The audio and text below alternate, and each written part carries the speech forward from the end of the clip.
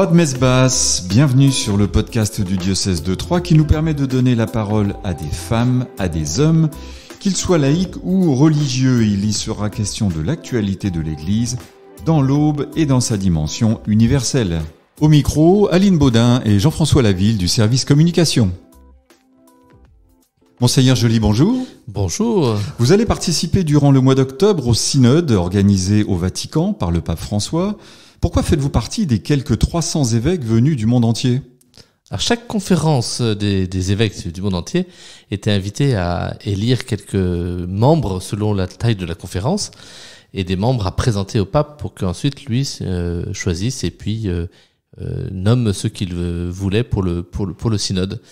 Et donc dans la conférence des évêques de France, nous avions 4 membres à élire. Donc nous avons fait des élections au mois de mars dernier. Et donc avec l'évêque de Mende, Monseigneur Benoît Bertrand, avec l'évêque de Grenoble, Jean-Marc Echen, avec l'évêque de Nanterre, donc Mathieu Rouget, nous avons été élus par nos pairs. Et le pape François, après il a fallu un petit temps pour que le pape nomme. Donc le pape nous a nommés tous les 4. Et il a nommé également le cardinal Aveline, qui est l'archevêque de Marseille, et Anne Ferrand, qui est une vierge consacrée du diocèse de Rodez. Donc voilà, mais c'est de cette manière-là, en fait, chaque conférence, selon le nombre d'évêques, a un certain nombre d'évêques, et du coup, ça fait une diversité, parce qu'il y a toute l'Église universelle qui va se réunir comme ça au synode. Ce synode apparaît comme un rendez-vous majeur pour l'Église. Concrètement, quel est son objectif ? Un rendez-vous majeur, sans aucun doute. Vraiment sans aucun doute. Voilà 60 ans, 70 ans que le Concile Vatican II a été célébré, qui a ouvert des portes assez importantes en termes de vie d'église, en termes de fraternité, d'échange avec le monde, dans notre manière de nous positionner. Et en fait, le pape François, dans la suite d'ailleurs de tous ceux qui l'ont précédé, donc c'est le pape Paul VI, Saint Paul VI, qui a institué ce qu'on appelle le synode des évêques, et qui a petit à petit, ce synode s'est développé, s'est ajusté, s'est modifié.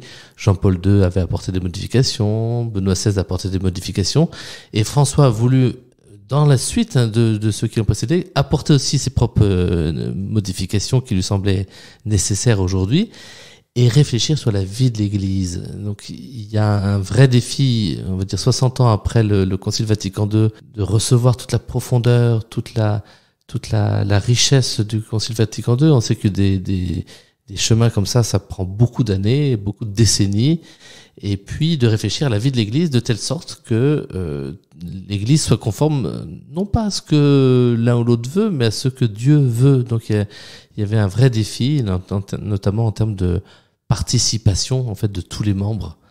Donc c'est en ce sens-là aussi c'est un rendez-vous majeur. C'est un rendez-vous majeur aussi par le caractère très large et très universel qu'a voulu le pape François, et notamment d'avoir impliqué l'ensemble du peuple de Dieu dans la première étape de ce processus de ce synode des évêques. Alors justement, vous parlez de la vie de l'Église, on entend souvent parler de gouvernance, on parle aussi évidemment beaucoup des laïcs. Est-ce que pour vous, l'avenir de l'Église passe automatiquement ou en grande partie par l'engagement des laïcs ? Si l'avenir ne passait pas par les laïcs, ce ne serait pas l'Église du Christ. L'Église du Christ, c'est pas les clercs qui sont à organiser et puis les laïcs qui reçoivent. Ce qui nous fait devenir des sujets actifs dans l'Église, c'est le baptême et la confirmation. Et donc le défi, il n'est pas de 2023, il n'est pas non plus du temps du Concile Vatican II, il est depuis l'Évangile. Depuis que le Christ est venu, et il a invité, il n'a pas dit « il y a que quelques-uns qui doivent s'engager et puis les autres suivez ce qui va se passer ». Il a invité chacun, mais chacun à sa manière. Donc les clercs, les prêtres, les diacres d'une certaine manière, les laïcs d'une autre manière, avec des missions qui sont distinctes.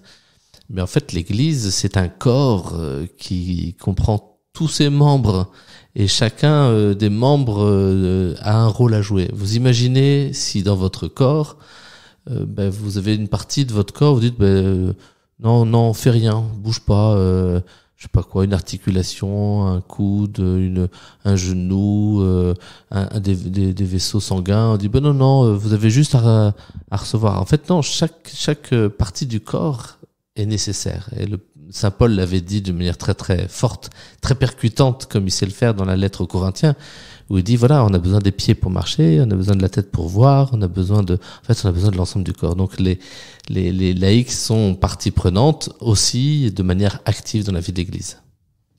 Dans la vie de l'Église, on parle beaucoup des femmes. Quel est votre sentiment sur la place que doivent prendre les femmes ou devront occuper les femmes au sein de l'Église ? Se priver des femmes ou mettre les femmes que d'une certaine partie de côté dans la vie de l'Église, c'est non seulement se priver d'une partie de l'humanité, mais c'est être à l'encontre du projet de Dieu. Le projet de Dieu, il y a un passage un passage du livre de la Genèse que l'on connaît très bien parce qu'il était représenté partout dans cette création d'Ève. Alors souvent, on l'imagine de manière un peu matérielle, mais ce qui est très très beau, c'est que Dieu ne veut pas que l'homme soit seul, que l'être humain soit seul. Et il veut que l'être humain vive en communion, en échange. Et du coup, il y a cette diversité des hommes et des femmes. Et la diversité des hommes et des femmes qui ont l'égale dignité, la même dignité, doit être vécue dans la vie de l'Église. Et donc, un des défis aujourd'hui, en fait, les femmes sont quand même très présentes dans la vie de l'Église. Vous allez dans toutes les paroisses. S'il n'y avait pas les femmes, les paroisses feraient pas grand-chose, en fait. Sauf qu'il y a besoin de prendre davantage conscience. Leur place, si importante soit-elle, doit être encore plus grande, en fait, pour que elles apportent vraiment toute la richesse. Si Dieu nous a créés hommes et femmes, ça veut dire qu'il y a des sensibilités différentes, des perceptions différentes, des richesses différentes. Et donc, la vie de l'Église, elle essaie d'ajuster, d'améliorer, de faire en sorte que et les hommes et les femmes aient vraiment toute leur place dans la vie de l'Église. Et finalement, la place des laïcs et la place des femmes sont des sujets évoqués déjà depuis bien des années. Faut-il attendre encore un mois de travail pour en discuter? Et pourquoi certains dossiers prennent-ils autant de temps pour évoluer? Alors, on attend toujours des réformes. C'est-à-dire, du pape François, on a toujours dit, tiens, il va réformer. Alors, on voit bien les choses au loin qu'il doit réformer, ou les autres. Alors, il doit réformer la curie, il doit réformer ceux qui sont pas chez moi, mais qui doivent changer leur manière de faire. En fait, le pape François, il nous invite à une conversion permanente et à tous les niveaux de l'Église. Et donc, cette conversion, d'une part, elle prend du temps. Mais elle prend du temps, pas parce que l'institution met du temps, c'est parce que l'être humain met du temps à se convertir. Et l'être humain met du temps, a besoin de temps pour une conversion qui est une conversion finalement permanente, un ajustement qui est permanent, qui doit être permanent. Et donc l'invitation du pape François, dans la suite d'ailleurs de ceux qui l'ont précédé, c'est de trouver une manière renouvelée de donner la place à chacun, de découvrir ce que Dieu attend de l'Église aujourd'hui. On sait que des changements de structure rapides ne vont pas changer les cœurs. Il faut d'abord que les cœurs changent pour que les structures aussi se mettent ensuite au service de ces changements du cœur.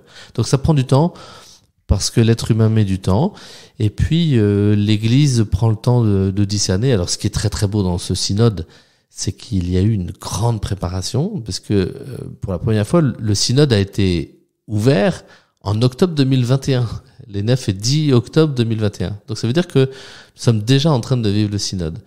Et il y a eu une réflexion dans le monde entier, assez unique dans l'histoire. Et quand vous lisez les comptes rendus et les synthèses des assemblées continentales, vous vous rendez compte que la perception des questions de la vie de l'Église ne sont pas du tout les mêmes en Amérique latine, au Moyen-Orient, en Europe, et puis quand on va en Europe, entre les pays de l'Est, ou l'Allemagne, les pays du Nord, les pays du Sud, on a des perceptions qui sont vraiment différentes. Et le défi, c'est pas d'uniformiser, c'est que toutes ces perceptions puissent enrichir et que l'Église soit à la fois universelle et composée de toutes ces églises locales particulières qui ont une certaine sensibilité. 2023, mais aussi 2024. Vous allez recommencer l'an prochain pour 1 mois de travail au Vatican. Qu'espérez-vous à l'issue de ce synode ?